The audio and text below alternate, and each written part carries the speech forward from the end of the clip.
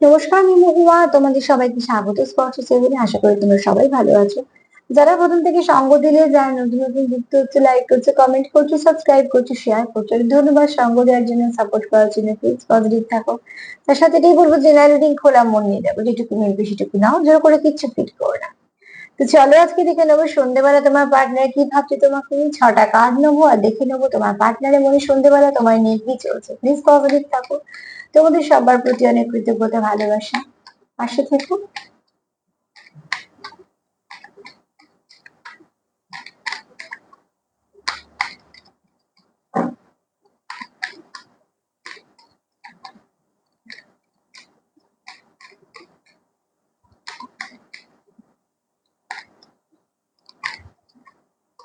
কি ভাবছিস সন্ধেবেলা?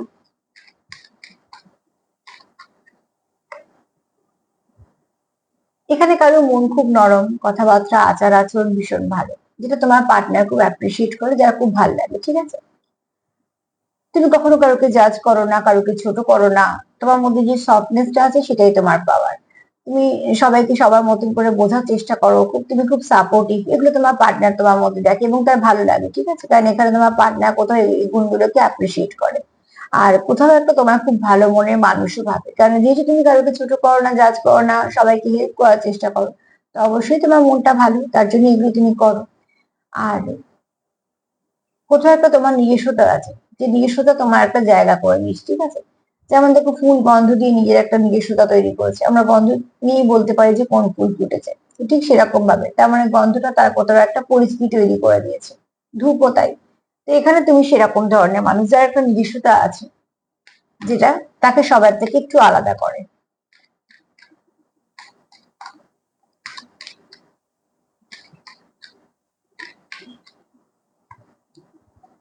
তবে ইন্টুইশন পাওয়া খুব ভালো তোমার পার্টনার ভাবে। তুমি ভালো মনের মানুষ। তুমি যেমন নরম মনে মানুষ আছি প্রথমেই, এটা তুমি দেখো, তোমার ইন্টুইশন পাওয়ার খুব ভালো। তুমি ঠিক বুঝে যাও উল্টো দিকে মানুষটার মনে কি চলছে। সে তোমার সঙ্গে হেসে যদি কথাও বলে, তোমার সঙ্গে যদি খুব ভালো আচার আচরণ করে, তার মনে যদি তোমার জন্য একদম কিছু ভালো না থাকে, তুমি সেটা ঠিক বুঝে যাবে। আবার যদি উল্টোটা হয়, তুমি তাও বুঝে যাবে। মানে মোট কথা, ভালো খারাপ যাই থাকুক না কেন, তুমি ঠিক বুঝতে পারো তোমার পার্টনার এটা ফিল হয়। হয়তো বা তোমার পার্টনার যখন তোমার সাথে দেখা করেছে, বা হয়তো তোমরা যখন কথা বলেছো, না তুমি শেয়ার করেছো, নয়তো সে তোমার আচার আচরণ দেখে বুঝতে পেরেছে, বা তোমার কথা শুনে বুঝতে পেরেছে। কিন্তু এই ব্যক্তি কোথাও তার মনে হয় তোমার ইনটিউশন পাওয়ার খুব ভালো, তুমি খুব ইনটিউটিভ মানুষ। তোমার কমিউনিকেশন স্কিল খুব ভালো। তুমি খুব ভালো শ্রোতা, তুমি মন দিয়ে প্রত্যেকের কথা শোনো। তুমি চেষ্টা করো তাকে সবসময় হেল্প করার। এছাড়া তুমি যেটা সত্যি, তুমি সবসময় সেটার দিকেই নাও সঙ্গ, মানে পক্ষ নাও আর কি, সত্যটাকেই সঙ্গ দাও।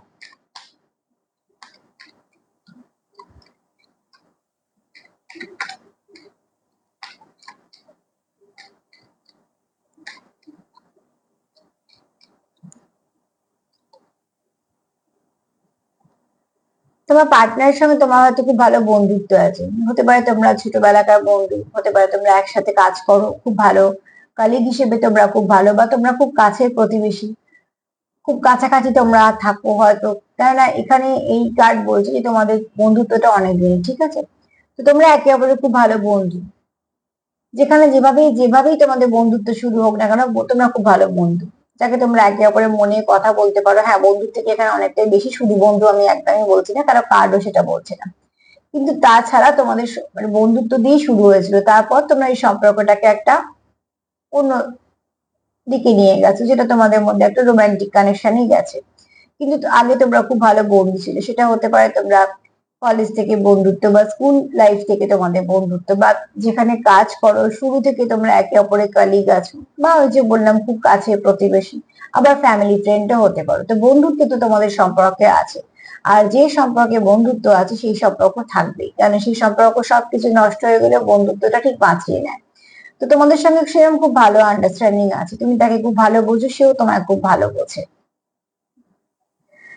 কেন তোমরা এখানে উম, অনেক কিছু বোঝো একে অপরের, পরিবেশ পরিস্থিতি বোঝো, তার কথা বোঝো, তার ভাইব্রেশন বুঝতে পারো। ঠিক আছে, এই ব্যক্তি এই সময় কি চায়, বা এই ব্যক্তি এরম কেন ফিল করছে, সেগুলো তোমরা বুঝতে পারো।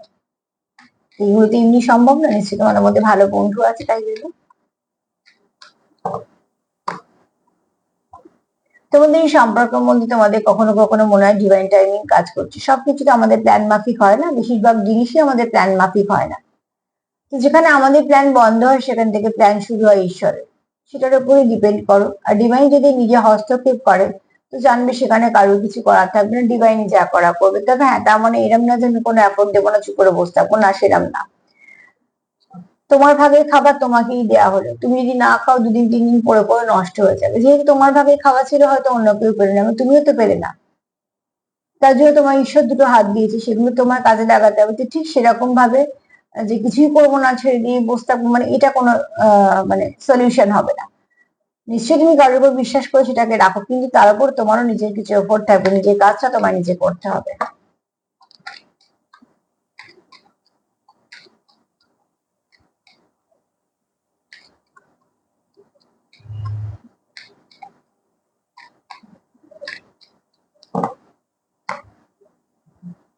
তোমাদের এই কানেকশনটা তোমরা একটুখানি সিক্রেট রেখেছো, ঠিক আছে? অ্যাকচুয়ালি তোমরা মন থেকে ভীষণভাবে এক। তোমরা আলাদা ফিল করো না, তোমরা সবসময় ভাবো তোমরা মন থেকে এক, এবং সেটাই আগে হওয়া প্রয়োজন। মন থেকে এক না হলে আর 3D এক হয়ে কি হবে? সে যে কোনো মুহূর্তে আলাদা হতে পারে। তোমাদের এই কানেকশনটা কোনো ব্লেসিং কানেকশন তোমাদের মনে হয়, হতেও পারে, কারণ সেরকমই কার্ড বলছে। এছাড়া তোমাদের যেটা মনে আছে তোমাদের সেটা মুখে সেটাই প্রকাশ করো। তোমরা ডবল ফেস ক্যারি করো না, তোমরা একে অপরের প্রতি খুব অনেস্ট। তো এখানে তোমাদের একে অপরের প্রতি প্রচুর কেয়ার আছে, একটা সফটনেস কাজ করে, ঠিক আছে? সফট কর্নার আছে তোমাদের মনে। তোমরা একে অপরকে অবহেলা করো না, তোমরা একে অপরকে ছেড়ে যাবার কথা ভাবো না, তোমরা একে অপরের প্রতি অনেস্ট থাকো। এইগুলো তোমাদের সম্পর্ককে কি করেছে, আরো সমৃদ্ধ করেছে, যেটা তোমাদের সম্পর্ককে সুন্দরের দিকে নিয়ে গেছে। কিন্তু এটা একটু সিক্রেট সম্পর্ক, যেটাকে তোমরা সামনে আনো না। দেখো, কে তোমাদের সম্পর্ক জানলো তাতে সম্পর্ক কিছু এসে যায় না, তোমরা কি জানলে তার উপরই সম্পর্ক নির্ভর করবে।